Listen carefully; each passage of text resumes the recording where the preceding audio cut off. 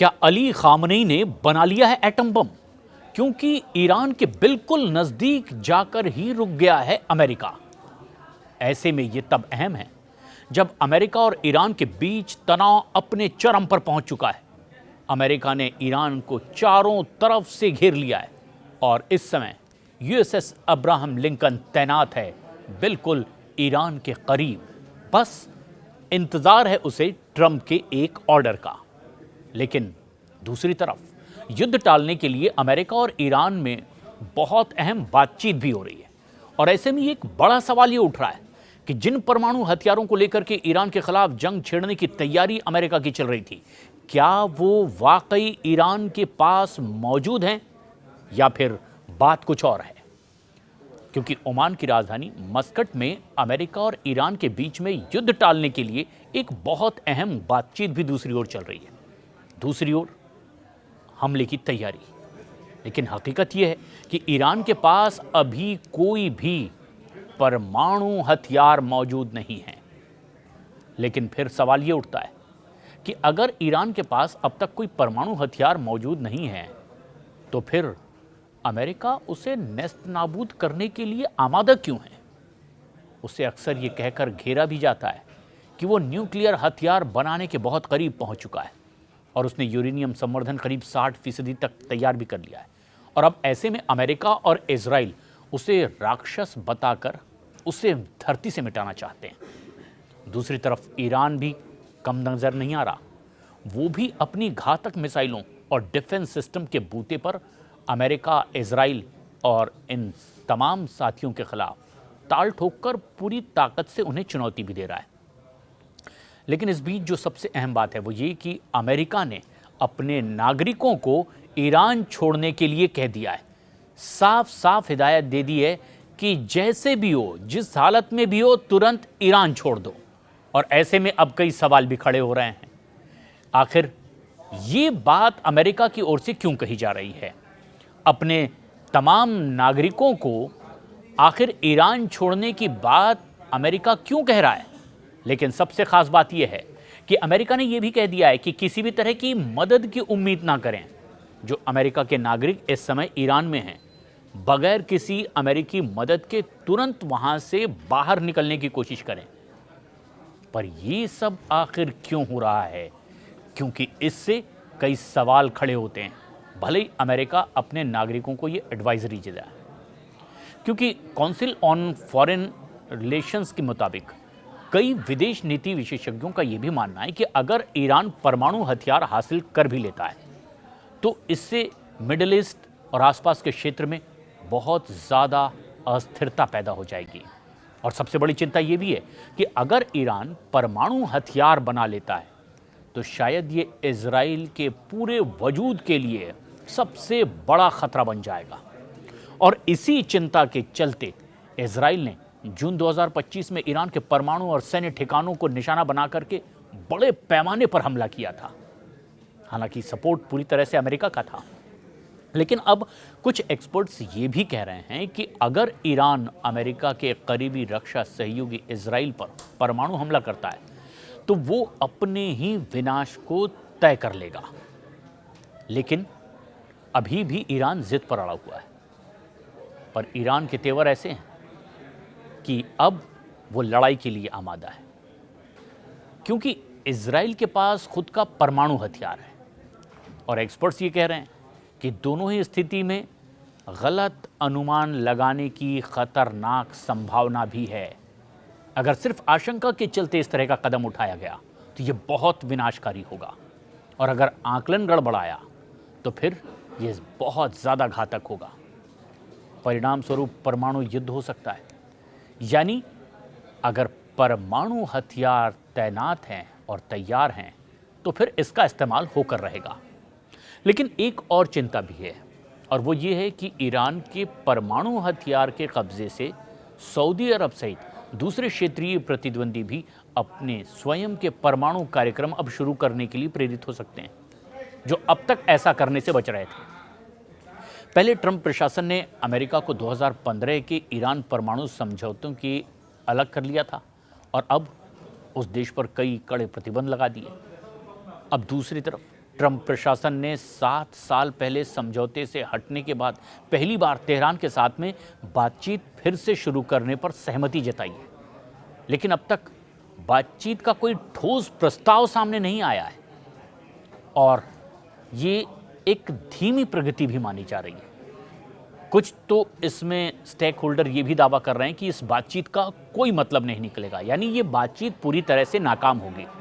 तो क्या दोनों पक्ष जो बातचीत में शामिल हैं वो दोनों जानते हैं कि इसका कोई हल नहीं निकलेगा, और क्या दोनों बस अब हमले पर आमादा हैं? ये बड़ा सवाल इस वक्त पूरी दुनिया के सामने है। यूरेनियम संवर्धन पर दोनों देशों के बीच में समझौता अभी भी बहुत ही दूर की कौड़ी नजर आ रही है, क्योंकि जून 2025 में संयुक्त राष्ट्र ने परमाणु निगरानी निकाय IAEA ने यह घोषणा की कि ईरान अपने परमाणु अप्रसार दायित्वों का पालन ही नहीं कर रहा है। मतलब ये कि वो परमाणु बम नहीं बना रहा है, इस बात पर वो पूरी तरह से अमल करे, ऐसा नहीं दिखाई दे रहा IAEA को। और वहीं दूसरी ओर काउंसिल ऑन फॉरेन रिलेशंस की रिपोर्ट के मुताबिक ईरान के पास अभी तक परमाणु हथियार मौजूद नहीं है, लेकिन अंतर्राष्ट्रीय जो तमाम प्रतिबद्धताएं उसका उल्लंघन करते हुए गुप्त रूप से परमाणु हथियारों पर शोध करने का उसका एक लंबा इतिहास पहले से रहा है। और पश्चिमी जितने भी विश्लेषक हैं, इनका मानना है कि अगर ईरान के नेता ऐसा करने का फैसला करते हैं तो उनके पास बहुत कम वक्त में ही परमाणु हथियार बनाने के लिए ज़रूरी ज्ञान, बुनियादी ढांचा भी पूरी तरह से मौजूद है। यानी वो जब चाहें अपना परमाणु हथियार तैयार कर सकते हैं, क्योंकि पिछले कई समय से गुप्त रूप से वो इसकी बाकायदा तैयारी कर रहे हैं, दावे चाहे उनकी ओर से कुछ भी किए जाएं। और यही शायद एक बड़ी आशंका भी है। लेकिन ईरान ने इस बीच अपने परमाणु कार्यक्रम में यूरेनियम संवर्धन और तेजी से बढ़ा दिया है। एक्सपर्ट्स ये भी बता रहे हैं कि 60% संवर्धन वाले यूरेनियम को बहुत जल्द हथियार के योग्य यूरेनियम में बदला जा सकता है, यानी उसमें बहुत ज़्यादा वक्त नहीं लगेगा। जब 60% संवर्धित यूरेनियम को तुरंत वो परमाणु हथियार में तब्दील कर दे, और किसी हथियार के लिए इस सामग्री को केवल कुछ दर्जन किलोग्राम मात्रा ही पर्याप्त मानी जा रही है। और उधर अमेरिका, इजराइल और दूसरे मिडिल ईस्ट के सहयोगी ईरान को क्षेत्र में अपने हितों के लिए एक प्रमुख खतरा ऐसे में मानने लगे हैं, और परमाणु हथियारों के उस संभावित अधिग्रहण को लेकर एक ऐसा निर्णायक दृश्य भी इसे मानने लगे हैं जो संभवतः ईरान लगातार कर रहा है, जिसे मजबूती से रोकने की भी बात ये तमाम लोग कर रहे हैं। जरूरत पड़े तो युद्ध करके भी इसे रोका जाना चाहिए, ये बात भी अब कही जा रही है। और ईरान 50 सालों से ज़्यादा समय में एक नागरिक परमाणु ऊर्जा कार्यक्रम लगातार चलाता रहा है, और लंबे समय से इसके शुद्ध रूप से गैर सैन्य उद्देश्य की ही वो साफ तौर पर बात करता रहा, और दावा ये कि वो इसका इस्तेमाल नहीं करेगा, वो दूसरों के नुकसान के लिए इसका इस्तेमाल नहीं करेगा जो प्रोग्राम उसके यहाँ चल रहा है। लेकिन अप्रैल 2024 में एक सरकारी प्रवक्ता ने कहा है कि ईरान ने बार बार कहा कि उसका परमाणु कार्यक्रम केवल शांतिपूर्ण मकसद के लिए ही होगा, यानी परमाणु हथियारों का हमारे परमाणु सिद्धांत में कोई स्थान ही नहीं है। ये बात ईरान की ओर से दावे के तौर पर रखी जा रही है। फिर भी हाल के महीनों में ईरानी अधिकारियों ने सार्वजनिक रूप से परमाणु हथियारों की संभावित ज़रूरतों के बारे में साफ साफ बात की है, और इसे कुछ एक्सपर्ट्स ने तो बहुत चिंताजनक बदलाव बताया है। वैसे देखा जाए तो अक्टूबर 2024 में इजराइल ने ईरान पर अब तक का सबसे बड़ा सीधा हमला किया, और उसमें हवाई रक्षा तंत्र और मिसाइल उत्पादन सुविधाओं को सीधे निशाना बनाया गया था। कुछ अमेरिकी और इजरायली मीडिया रिपोर्ट्स में यह भी बताया गया कि इजराइल ने तेहरान के बाहरी इलाके में मौजूद परिचित सैन्य परिसर में एक इमारत को पूरी तरह से नष्ट कर दिया, जहां वैज्ञानिक गुप्त रूप से परमाणु हथियार से संबंधित रिसर्च के काम में लगे हुए थे। और ये हवाई हमले उसी महीने की शुरुआत में ईरान के द्वारा इजराइल पर कर दिए गए बड़े पैमाने पर बैलिस्टिक हमले से जवाब भी दिया गया। फरवरी 2025 में अमेरिकी खुफिया एजेंसियों ने ये निष्कर्ष निकाला कि इजराइल इस साल कभी भी ईरान की परमाणु सुविधाओं पर हमला करने पर विचार कर रहा है। इजरायली प्रधानमंत्री बेंयामिन नेतन्याहू ने ईरान के द्वारा जो इजराइल पर किया गया हमला था उसके जवाब में काम पूरा करने यानी कि फिनिश द जॉब की प्रतिज्ञा भी ले ली। यानी अपना काम तो हम पूरा करेंगे। जून में दरअसल इजराइल ने ऑपरेशन राइजिंग लायन शुरू किया और इसमें पूरे ईरान में बहुत ही महत्वपूर्ण परमाणु और सैन्य बुनियादी ढांचों को निशाना बनाया गया था। ज़बरदस्त हमले हुए और इसमें ईरान के मुख्य परमाणु संवर्धन जगह नातांज और फोर्डो को भी शामिल किया गया था, जहां पर ये हमले किए गए।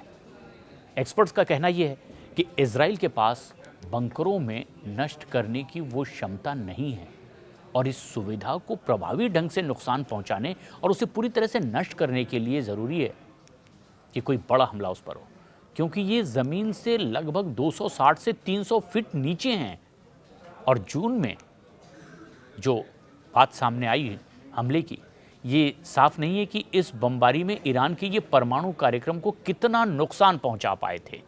इसीलिए भी ये आशंका कि क्या ईरान लगातार उन हमलों के बाद से अपनी बची हुई ताकत को फिर एकजुट करके परमाणु हथियार बनाने की दिशा में तेजी से काम कर रहा था। और इसीलिए भी ये सवाल खड़े हो रहे हैं कि क्या अमेरिका जो ये कह रहा है, मान रहा है कि ईरान इस वक्त सबसे कमज़ोर स्थिति में है, क्योंकि ईरान में ज़बरदस्त आंतरिक कलह मचा हुआ है। खामनेई के खिलाफ लोगों का गुस्सा है। बावजूद इसके अमेरिका सीधा हमला करने से अब तक क्यों कतरा रहा है?